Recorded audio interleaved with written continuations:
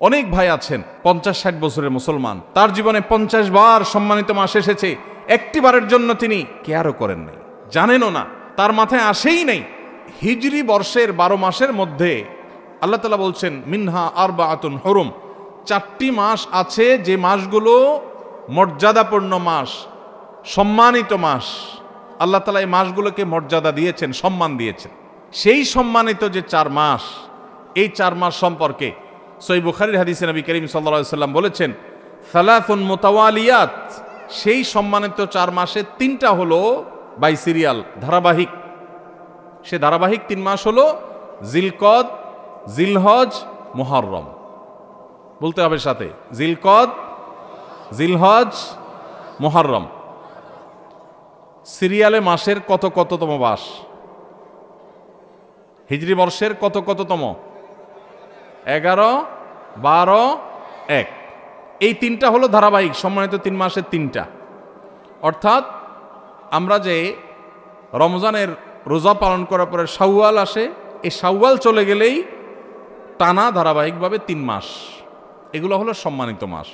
ওয়ারাজব মুদর আল্লাযী বাইনা জুমাদা ওয়া শাবান, 4র্থ মাসটা হলো রজব মাস, যেটা জুমাদা সানি আর রজবের মধ্যবর্তী, শাবানের মধ্যবর্তী, অর্থাৎ এই যে মাসটাতে আমরা আছি এটা। তাহলে এটা হলো সম্মানিত 4 মাসের একটা। ভাইরা আমার, এই কথাটা এর আগেও যারা জানতেন, আগে থেকেই জানতেন যে রজব মাসটা সম্মানিত 4 মাসের একটা, এটা যারা আগে থেকে জানতেন তারা একটু হাত তোলেন। খুবই অল্প সংখ্যক মানুষ। তাহলে আজকের মাহফিল থেকে নেওয়ার মতো একটা জিনিস ইতিমধ্যে আমরা পেয়ে গেছি, সেটা হলো সম্মানিত 4 মাস বছরের রমাদানটা সবচেয়ে সেরা, সেটার কোনো আলোচনা নাই, সব কিছুর ঊর্ধ্বে।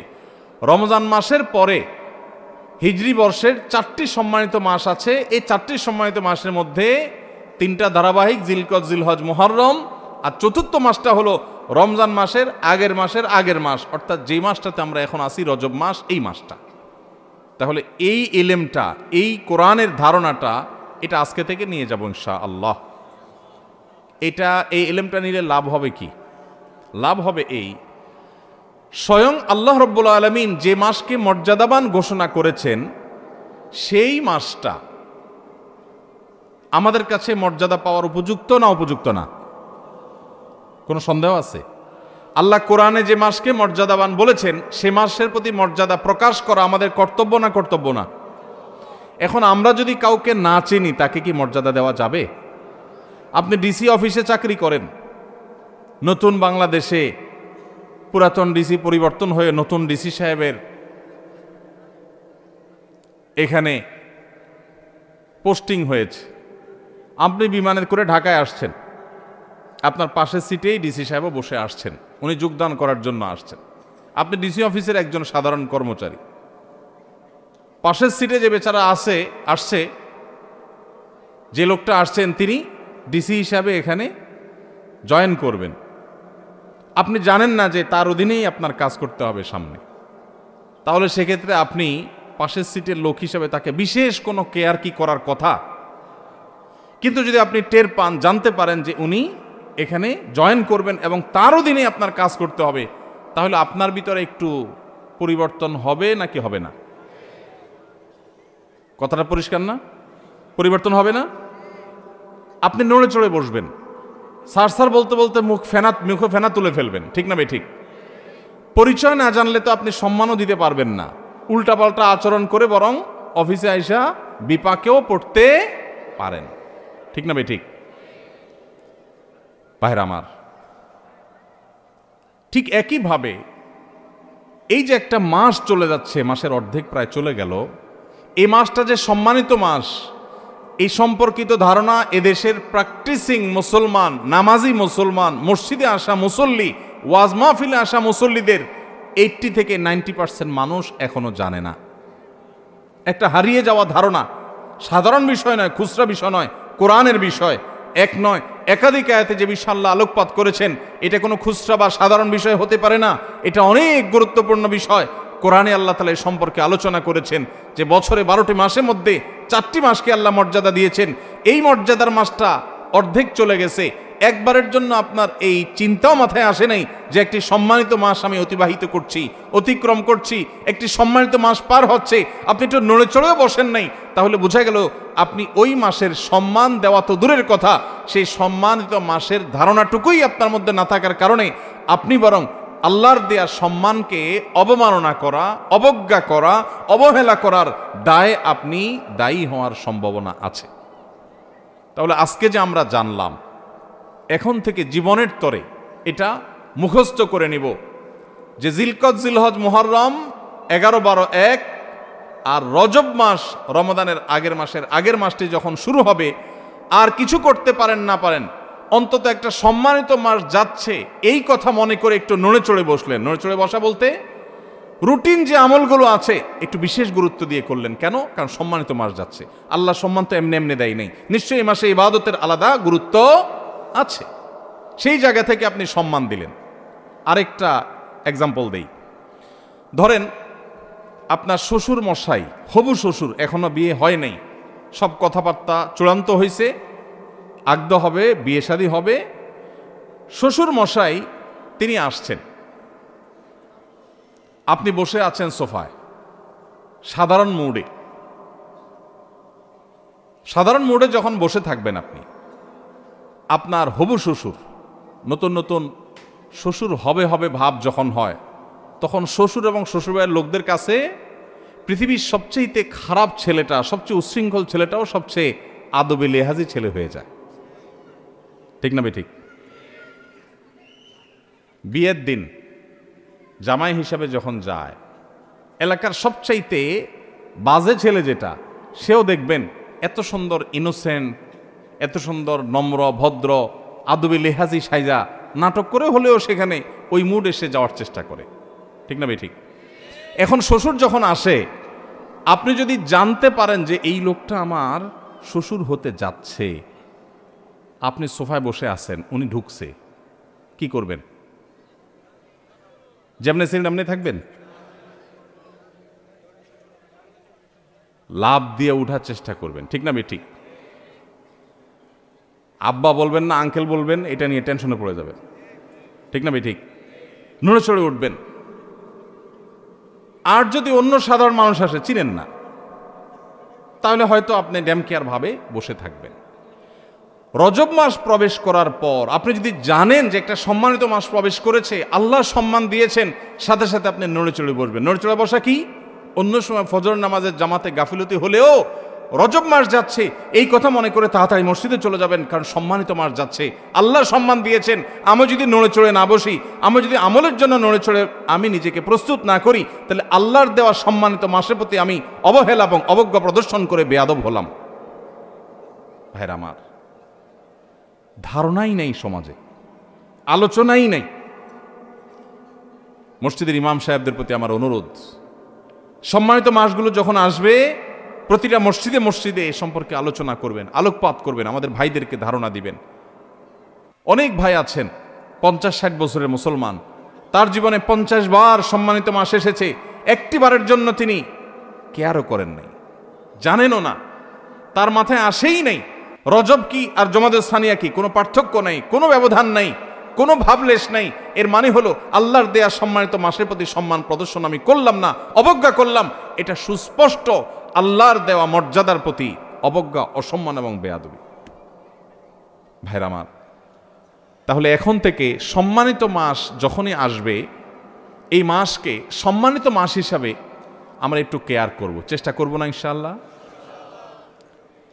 সেদিন কোনো এক ভাইয়ের সাথে দেখা, হঠাৎ করে আমার অফিসে এসছেন, ভাই কানাডা থাকেন। তো আমরা যখন নাস্তা অফার করলাম, সবাই নাস্তা খাচ্ছি, উনি বলেন আমি রোজা আছি। তাই আমি বললাম কি উপলক্ষে রোজা আজকে? সোম না, বৃহস্পতি না, আইয়ামে বীজ না, হঠাৎ করে আজকে এই মঙ্গলবারে কিসের রোজা? তুমি বললেন না, কোনো মাসনুন রোজা না, যেহেতু সম্মানিত মাস রজব যাচ্ছে, সম্মানিত মাস উপলক্ষে রোজা রাখার কোনো স্পেশাল নির্দেশ নাই হাদিসে কোরআনে, কিন্তু আমি নিজে থেকে একটু নফল হিসাবে এটা রাখছি। একে তো শীতকাল, এই সময় নবী সাল্লাল্লাহু আলাইহি ওয়াসাল্লাম রোজা রাখার জন্য উৎসাহ দিয়েছেন, আবার সম্মানিত মাস আল্লাহ সম্মান দিয়েছেন, সেজন্য আমি নিজের উদ্যোগে সুন্নাহ হিসাবে না, একটু নফল আমল করার চেষ্টা করেছি। আমার দিলটা শীতল হয়ে গেছে শুনে। উপস্থিত যারা ছিল সবাইকে বললাম, দেখেন, এটাকে বলা হয় কোরআনের শিক্ষা, এটাকে বলা হয় হাদিসের শিক্ষা।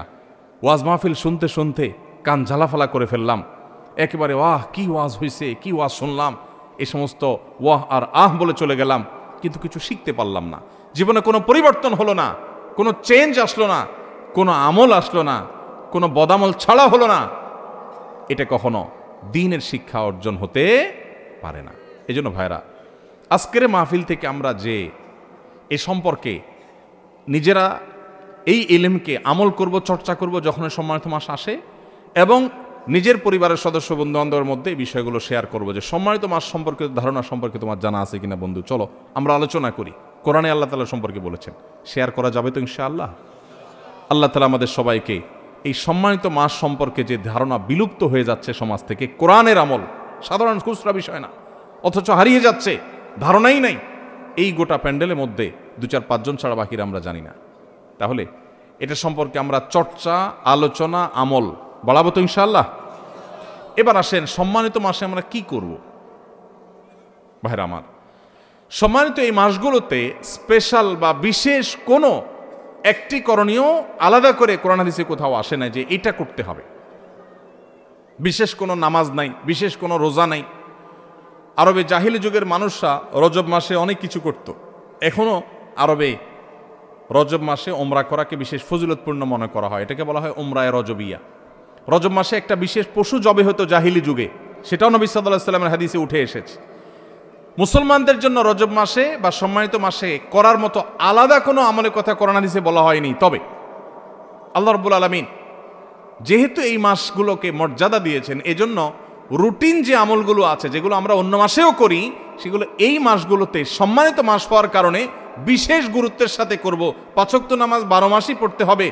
রমজান আসলে যেরকম তার বিশেষ গুরুত্ব আসে, সম্মানিত মাসের কারণে ওই 5 ওয়াক্ত নামাজকে আমরা বিশেষ যত্ন সহকারে আদায় করব ইনশাআল্লাহ। যেমন ওই যে বললাম, মুরব্বী মানুষকে সম্মান করা, এটা ভালো না খারাপ? ভালো। হারিয়ে যাচ্ছে, আদব লেহাজ হারিয়ে যাচ্ছে, কিন্তু মুরব্বী মানুষ, তাকে দেখে শ্রদ্ধা করা, এটা আমাকে ইসলাম শিখিয়েছে। পশ্চিমাদের অপসংস্কৃতির করাল গ্রাস এবং থাবা আমাদের যুব সমাজকে ধ্বংস করে দিস। আমরা আমাদের শৈশবে দেখেছি, কোনো মুরব্বী যদি রাস্তার এক পাশ দিয়ে আসতেন, অপর পাশ দিয়ে স্কুল কলেজে পড়ুয়ার তরুণরা, মাদ্রাসা তো বটেই, স্কুল কলেজের ছেলেফেলেরা পর্যন্ত রাস্তার এক পাশে কাঁচুমুচু হয়ে দাঁড়িয়ে শ্রদ্ধা ভরে সালাম নিবেদন করতেন, আসসালামু আলাইকুম বলে। আর এখন পারলে গায়ের উপর উঠে। ঠিক না ঠিক? ভাইরা আমার, এই জায়গা থেকে আমাদের নৈতিক অধঃপতন হয়েছে না উন্নতি হয়েছে? মনে রাখবেন, নবী সাল্লাল্লাহু আলাইহি ওয়াসাল্লাম বলেছেন, মা মিন শাইইন ইউদাউ ফিল মিজালি ইয়াউমাল কিয়ামাতি আথকালু মিন হুসনিল খুলুক। আবু দাউদ তিরমিজি বর্ণিত হাদিস। নবীজি বলেছেন, কিয়ামতের ময়দানে বান্দার উত্তম আখলাক, উত্তম আচরণের চাইতে ভারী কোনো ওয়েটফুল কোনো আমল কিয়ামতের ময়দানে মিজানে পাল্লা আর উঠবে না। আচরণের সৌন্দর্য, আপনি নফল আমল করলে আল্লাহকে যতটা খুশি করতে পারবেন, আখলাক সুন্দর করলে তার চেয়ে বেশি খুশি করতে পারবেন। উত্তম আখলাকের পাঠ এবং অংশ হলো মুরব্বীদেরকে সম্মান করবেন, আলেমদেরকে ইজ্জত করবেন, তাদের প্রতি বিশেষ কেয়ার করবেন। কিন্তু এটা হারিয়ে গেছে। তো আমি যেই কথাটা বলছিলাম, ধরুন যে কোনো মুরব্বীকেই সম্মান করা, ইজ্জত করা, এটা ইসলামের নির্দেশ। নবী সাল্লাল্লাহু আলাইহি ওয়াসাল্লাম বলেছেন, মাল্লাম ইউআক্কির কাবীরানা, যে ব্যক্তি আমার উম্মতের বড়দেরকে, সিনিয়রদেরকে, বাপের বয়সী মানুষদেরকে শ্রদ্ধা করে না, ফালাইসা মিন্না, সে আমার উম্মত হতে পারে না। তো এই যে সতর্ক নবী সাল্লাল্লাহু আলাইহি ওয়াসাল্লাম করেছেন, এই জন্য যে কোনো মুরব্বী, বাপের বয়সী বা বয়সে বড়, তাদেরকে শ্রদ্ধা করতে হয়। এটা ইসলামের শিক্ষা। এটা করলে একটা ইবাদত হবে, সওয়াব হবে, এবং সেই সওয়াবটা নফল সাধারণ আমল করলে, তাসবিহ করলে যে পরিমাণ সওয়াব হবে, এই সওয়াবটা ওর চাইতে ওয়েটফুল হবে কিয়ামতের ময়দানে। কিয়ামতের দিন আমল কি গণা হবে না মাপা হবে? কি ভাই, আমল কি গণবে ফেরেশতারা না মাপবে? তাহলে আমাদের আমলের সংখ্যা বাড়ানো দরকার না ওয়েট বাড়ানো দরকার? ওয়েট যদি বাড়াইতে হয়, আচরণ সুন্দর করতে হবে। এখান থেকে একজন বক্তব্য দিচ্ছে, আপনি বলছেন বসেন বসেন, আচরণটা কি সুন্দর হলো না অসুন্দর হলো? রাগ করছেন? ওয়াজ মাহফিলে এসে যদি নিজেদের সংশোধন না হয়, তাহলে লাভ কি? একটা ভুল দেখার পর যে ভুলটা যদি ভাই হিসাবে ধরায় না দেই, তাহলে শুধু আপনাদেরকে পাম্পট্টি দিয়ে আমি ওয়াজ দিয়ে চলে গেলাম, এ ওয়াজের কোনো লাভ আছে? ভাইরা আমার, তো যেটা বলছিলাম, একজন সাধারণ মুরব্বীকে আপনি দেখে শ্রদ্ধা করলেন, এটার একটা গুরুত্ব আছে। কিন্তু ওই একই মুরব্বী যদি মুরব্বী প্লাস হবু শ্বশুর হয়, গুরুত্বটা কি বাড়বে না কমবে? বাড়বে। তাহলে আপনি সাধারণ মুরব্বীকে দেখে রেসপেক্ট করবেন, আর মুরব্বী শ্বাস প্লাস হবু শ্বশুর যদি হয় তাহলে রেসপেক্টের পরিমাণটা আরও। ঠিক একইভাবে অন্য যে কোনো মাসে 5 ওয়াক্ত নামাজ আপনি পড়বেন, রজব মাস সম্মানিত মাস আসছে, সেজন্য আপনি ওই 5 ওয়াক্ত নামাজের গুরুত্ব আরও বাড়িয়ে দিবেন। আমি কি বোঝাতে পেরেছি আপনাদেরকে? আপনাদের কাছে কি বিষয়টা পরিষ্কার হয়েছে যে রজব মাসে কি করতে হবে? রুটিন যে কাজগুলো আছে, ভালো কাজগুলো আছে, সেগুলো এ মাসে আরো যত্ন সহকারে করতে হবে। কেন? সম্মানিত মাস যাচ্ছে, আপনি কোরআন তেলাওয়াত প্রতিদিন করেন, মাশাআল্লাহ, আল্লাহ আপনাকে তৌফিক দিয়েছেন। রজব মাস এটা চিন্তা করে কোনোদিন একটু অলসতা লাগলে মনে মনে নিজেকে বলতে হবে যে না, সম্মানিত মাস যাচ্ছে, অতএব আমাকে বিশেষ গুরুত্বের সাথে কোরআন তেলাওয়াত করতে হবে। তাহলে রজব মাসে কি করবে, এটা পরিষ্কার হয়েছে। আরেকটা করণীয় হলো, আল্লাহ রাব্বুল আলামিন কোরআনে কারিমে বলেছেন সূরা তওবা, যে আয়াতটা আমি তেলাওয়াত করলাম এখানে, যালিকাদ দীনুল কাইয়্যিম ফালা তাজলিমু ফীহিন্না আনফুসাকুম। এই সম্মানিত মাসগুলোতে তোমরা নিজেদের প্রতি নিজেরা অবিচার করিও না, নিজেদের প্রতি নিজেরা জুলুম করিও না। তার মানে পাপাচার করে এই সম্মানিত মাসে, যে মাসকে আল্লাহ সম্মান দিয়েছেন, এই আল্লাহর দেওয়া সম্মানিত মাসে গুনাহের কাজ করে নিজের পা নিজে কুঠারাঘাত করো না। কুঠারাঘাত যে করেছ, এটা তো দুনিয়ার কুঠারাঘাত না যে দেখা যাবে রক্ত বের হবে, বুঝবা কিয়ামতের দিন যে আল্লাহর দেয়া সম্মানিত মাসে অপরাধ করে গুনাহে লিপ্ত হয়ে নিজের আমল বরবাদ করেছো, ইমান বরবাদ করেছো। এজন্য খবরদার, সম্মানিত মাস আসলে নিজের প্রতি নিজে গুনাহের মাধ্যমে অবিচার করবা না। এই আয়াতের আলোকে ইমাম ইবনে কাসির রাহিমাহুল্লাহ সহ অন্যান্য মুফাসসিরগণ বলেছেন যে এর মানে হলো সম্মানিত মাসগুলোতে গুনাহ থেকে বাঁচার ব্যাপারে, বিরত থাকার ব্যাপারে বিশেষ যত্ন নিতে হবে। ওই যে একটু আগে যেটা বললাম, সেটাকে আবারও আমরা অন্যভাবে বোঝার চেষ্টা করি। ধূমপান করা ভালো কাজ না খারাপ কাজ? খারাপ কাজ। আপনারা তো কেউ করেন না, খারাপ কাজ যেহেতু কেউ তো করেন না। মাশাআল্লাহ, সব ফেরেশতা, ওয়াজ আর করার দরকার কি, এত নেককার মানুষ তারা, মাশাআল্লাহ। ধূমপান করা খারাপ কাজ, শ্বশুরের সামনে করা ডাবল খারাপ।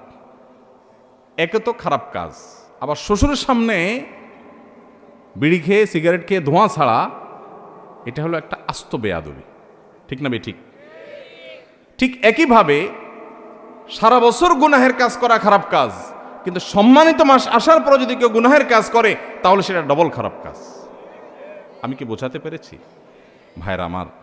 তাহলে আসেন, রজব মাসের আজকে 14তম তারিখ গেল, আজকে সন্ধ্যা থেকে 15তম তারিখ শুরু হয়ে গেছে।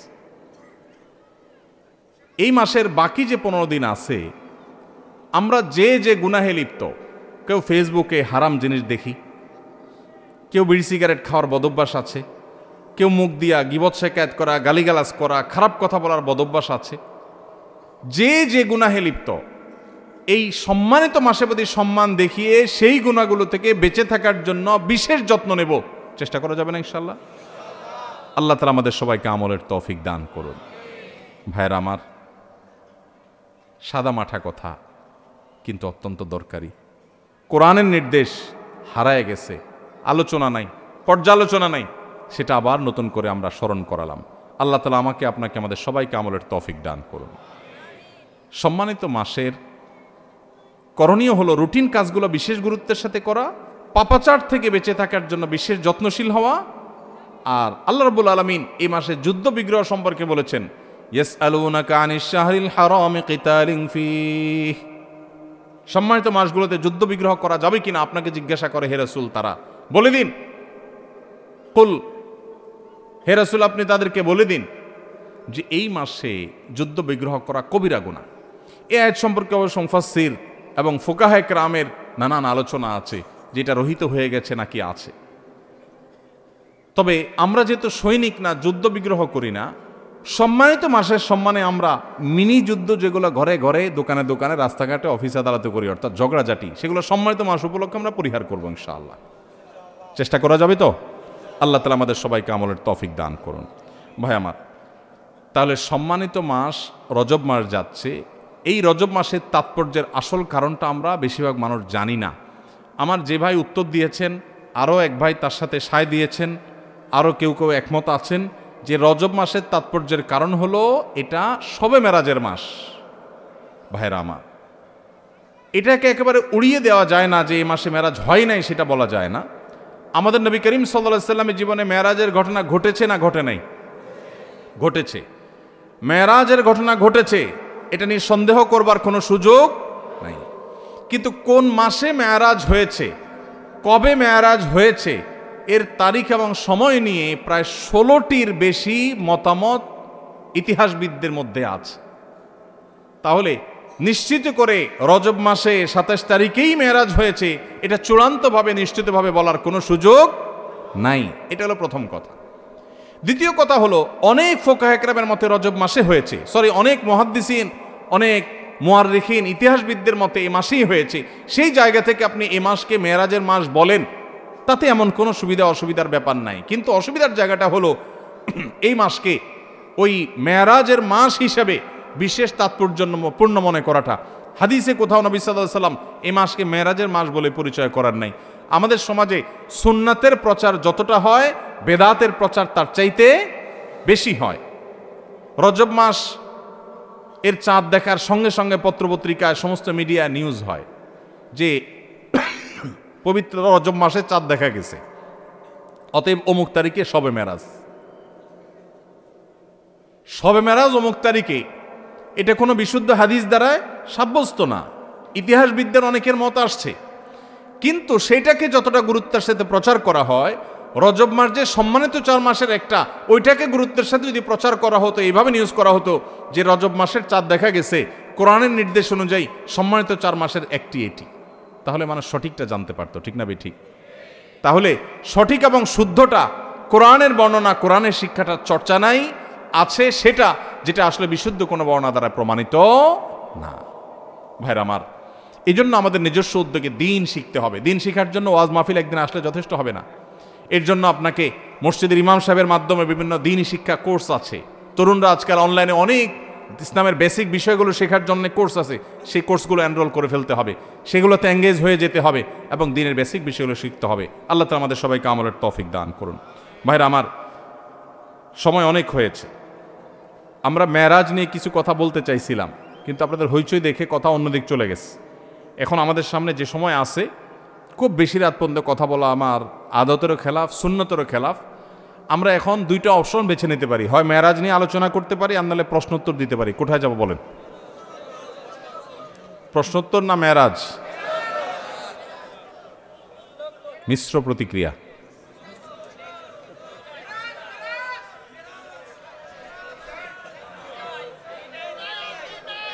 দুইটাই?